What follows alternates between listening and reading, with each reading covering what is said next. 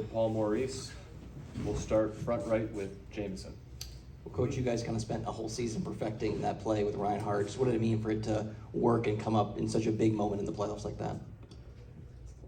I mean, it was about as well executed as you can, and their pressure was brilliant. Right? Like, there wasn't a mistake there. It was just two really good teams, and we made the play. Had a version of it earlier in the game, and we didn't connect on it. And I think that, the second and third period kind of got us to an emotional level where you're just playing, and it's as fast as you can. I think that's what we saw there, and that was just a bunch of elite guys with phenomenal hands. Left side, second row. Yeah, Coach, what led to, after the first period, what led to you guys getting to that level? And then when Sam Bennett's first goal came, when it just, the importance of seeing one get through, what did that do for you guys? I mean, the truth is, I don't know. If I did, we would have done it at the first. I thought we were tight. That's the best way I could describe it. Like,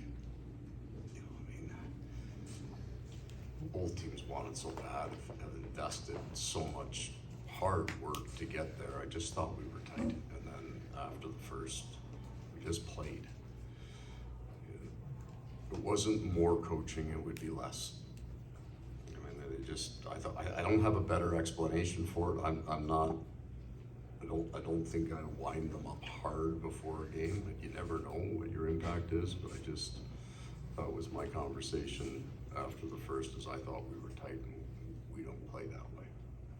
Back left. What's going through your mind on the Wheeler penalty? Are you thinking penalty shot? Are you hoping penalty shot? I'm just not sure I want to answer that question. Because I want to tell you the truth. I would say I've got a pretty good idea after game that the math on it is dead even. Like, I think our power play percentage is about 33.3, which is exactly about, I've seen a bunch of breakaways not go in. Maybe the truth is, I don't know. If you asked me, I got to pick one, which one I would pick. If we hadn't scored, penalty shot all day long.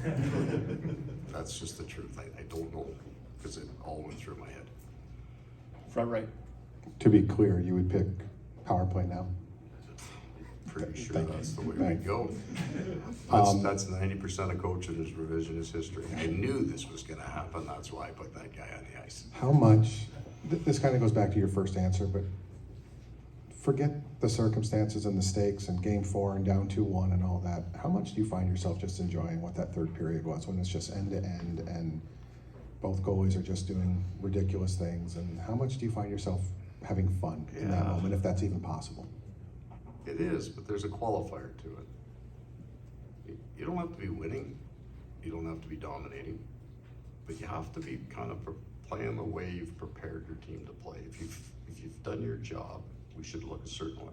I mean, the conference final against the President's Trophy team, so you're not owning that game or all of it or chunks of it. But if we're playing the game the way we feel we should look, then I enjoy the hell out of it, right? And then because in your own brain, then you're not looking for a solution to a problem. They're on us, whatever, we're not breaking the puck out, we can't get it deep, whatever it is. So if you're not looking the way you look, you aren't enjoying it, because you've got problems that you haven't solved, and that's your job. Then after that, yeah, I mean, they're gonna do good things. They got such great hands, such great speed. But we're playing as hard as we can. The bench is right, the mood is right. We're just playing hockey, and then you enjoy the hell out of it. It's the best part of your year. Front left, Mike. Paul, but how in that situation in the third period are you not thinking, here we go again? Like, it was so reminiscent of the third period the other night where they went 13 minutes without a shot attempt tonight. You just don't let yourself. Because the last game was the last game. We liked the way we had played for big chunks of the last game, and we're right. Because last year we went as hard as we could every game and we didn't win. I got no problem with that. There wasn't anything left for us to do. I would say for a big chunk of the games that we played in our last two, they played as hard as they possibly could. They stuck together, they cared for each other, they treated each other right. Each one of them took the lead at a different time or a different play. So the result will be the result. There's nothing left to do. Take a few more questions, front left, George. You now have a best of three. You've talked about you'd be happy going into game 7, overtime, whatever. But did you think this series would be as close as it would be? Even game 1, the one you got 3-0 was 1-0 going into third. I think we hoped. Like it's you don't start at home for a reason. They finished ahead of you. We have an elite team.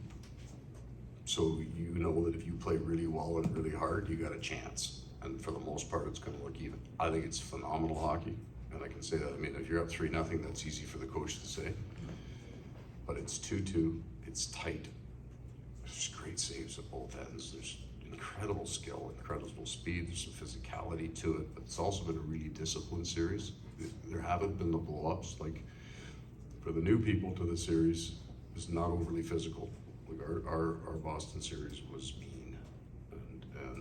and disciplined, but mean. So it's just really two really good teams. You can tell they got good leadership. They've got great skill, and it's 2-2. So benefactor is that both teams are at least going to play 6 games, and if you're a fan of hockey, you're going to get entertained. Take 2 more questions, front left. Did you say 2 more questions the last time? I'm not doing any math up here. It's only I thought it 6, was 6 2, minutes. and I thought you were going to double the 2-part. I got you tomorrow. But you didn't. There you go.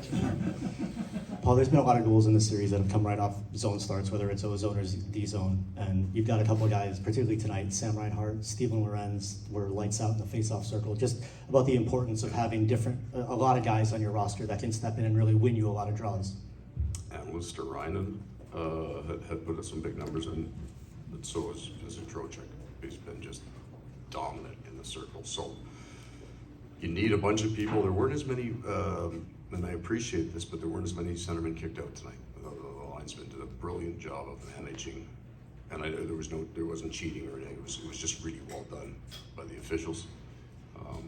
And then it's critical. Now I don't know how true this is, but I've been told enough by analytics that faceoffs don't correlate very well to winning. It's not a stat that can tell you who's going to win the games, except when you lose the draw in game 3, they can correlate to winning pretty quickly on you. Having people that you trust on the strong and weak side is very important. Last question, back right. I know you've gone to the Verhaeghe Barkov line a little bit and putting them together. Why are they so good, and what did you see out of them to generate their goal tonight?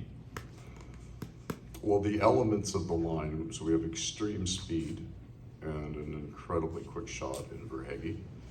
You have all of the things that go into a 57 goal man in the regular season, all he scored in the playoffs, and he's a penalty killer.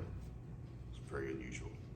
And then the Barkov effect, and none of us have enough time here tonight for me to go through that. So you have unusual men in all 3 positions. Thank you for your time, Coach.